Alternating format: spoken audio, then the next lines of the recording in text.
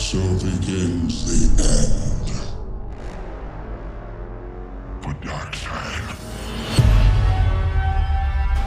I've never seen a being this strong. Maybe one. He's back.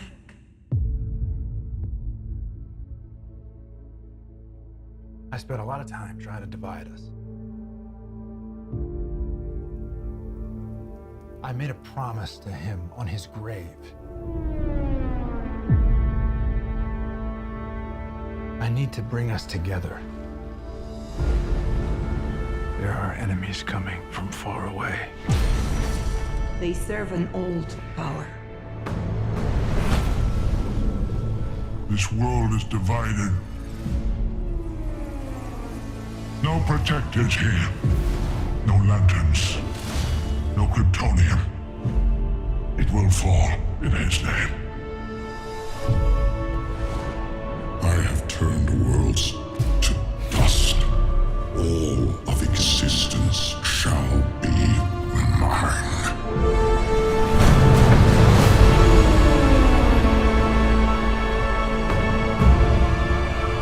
I have a second chance. I am not gonna waste it. He said the age of heroes would never come again. Fighting the devil and his army. You know, I don't care how many demons he's fought and how many hells. He's never fought us united. It's time to stand. Fight. The time is now.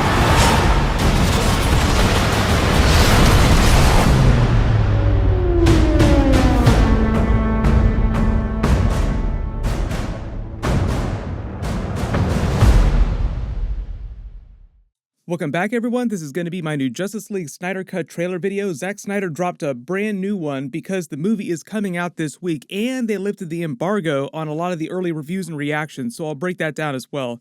If you're new to the channel, be sure to subscribe to get all the videos. I will be doing all the regular videos later this week once it actually drops on HBO Max and internationally and people actually have a chance to see it. If you do live outside the United States and you're not sure where they're actually going to be dropping the movie in your country, I believe the official accounts for the movie tweeted out some links a while ago where that's actually going to happen, because it's going to be a little bit different depending on which country you live in. But per Zack Snyder, it's coming out simultaneously all over the world, so nobody's going to have to wait to watch it.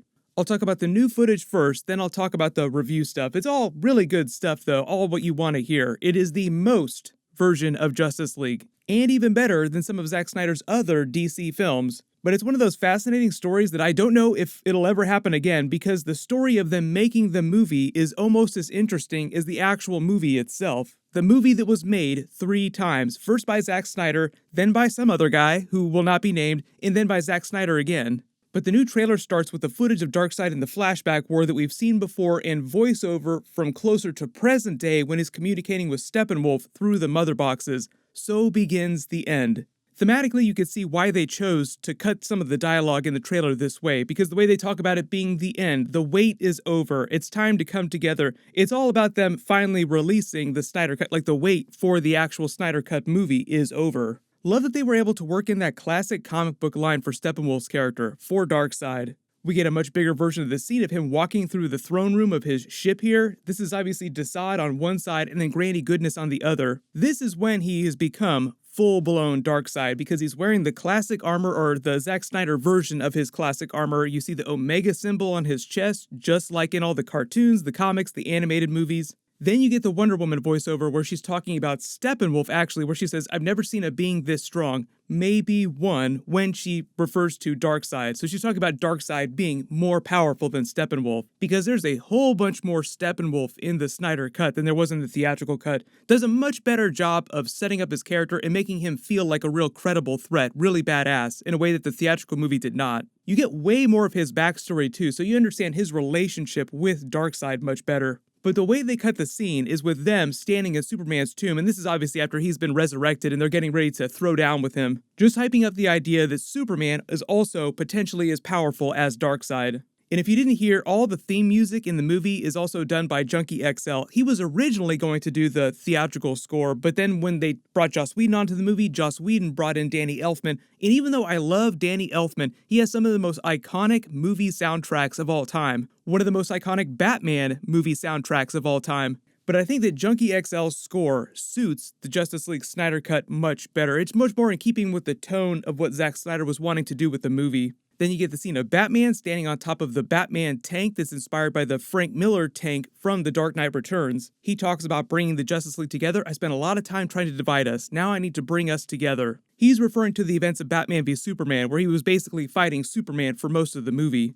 He talks about the promise that he made on Superman's grave to save the world, to bring everyone together, because he had learned of this threat that was coming to Earth in Batman v Superman. That was all about the Flash time traveling to warn him to save Lois Lane. I've already talked about the alternate storyline that he wanted to do in the sequels, where he was going to have this love triangle between Batman, Lois Lane. They were going to have a kid together, and then Superman was going to come back. Lois Lane would eventually go back to Superman. Batman would later sacrifice himself later in the sequels, so he would die, twist on Superman dying early in Batman v Superman. Eventually, Batman would die. Probably never going to wind up seeing those. Maybe they'll turn it into a comic book at some point. But I've already talked a little bit about some of the other deleted storylines and plots that would have happened in the Justice League sequels, so I'll probably do a bigger video about that after the movie comes out this week. The really cool thing about that too is, if you haven't seen, Jim Lee was actually talking about it on his Twitter. Jim Lee did the storyboards for the Justice League sequels pitch that Zack Snyder was giving to the studio. He talked about drawing these super tall storyboards, having to use this giant stepladder so that he could do it all, and doing it with a Sharpie marker. The reason why we found out about this recently in the last week or so is because they have a special museum exhibit for the Snyder Cut itself, with a bunch of the characters' costumes and obviously these storyboards.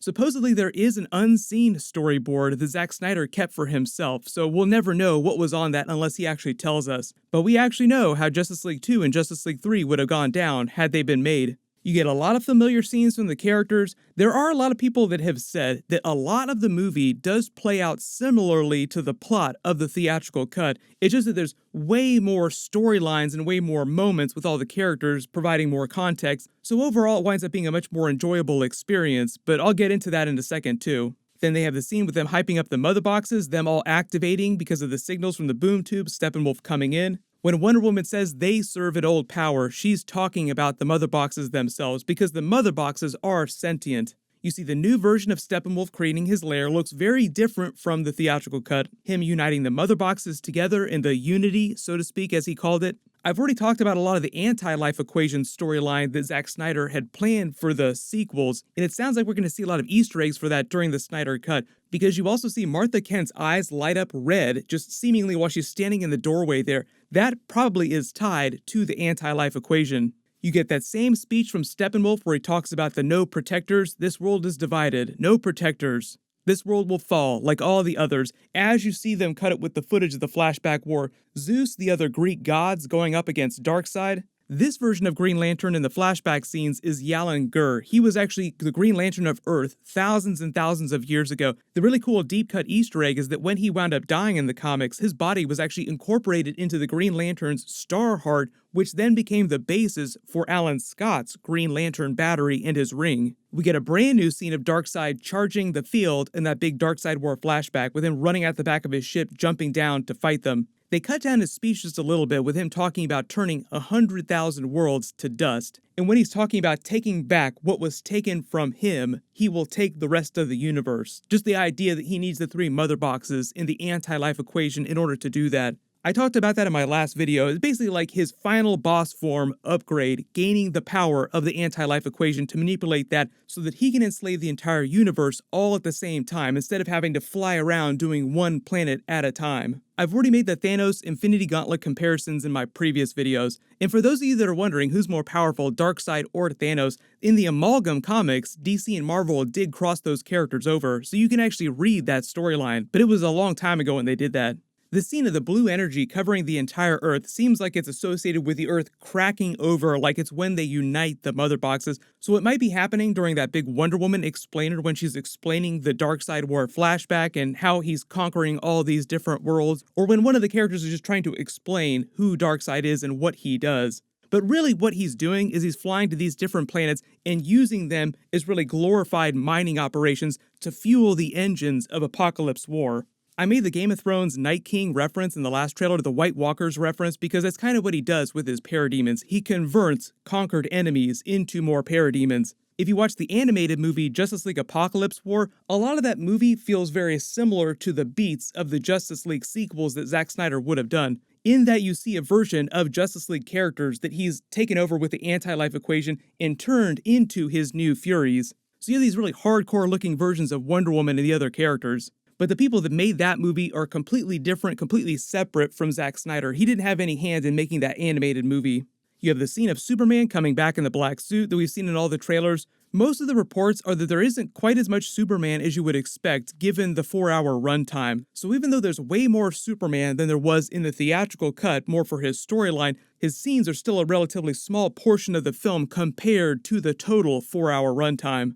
The character that really gets the upgrade in terms of brand new scenes, extra storylines, is the Cyborg character, and he definitely seems like he shines during the Snyder Cut, in a way that he was almost relegated to the background of the theatrical cut. So if you see Ray Fisher going crazy with excitement this week because of the Snyder Cut, that's why, because he's kind of like the star of the Justice League Snyder Cut. This scene of the Amazons at the campfire here seems like it's actually them witnessing a vision of Darkseid's armies coming. This isn't them actually watching this happen in present day. It's them using this fire to create this vision that they're seeing.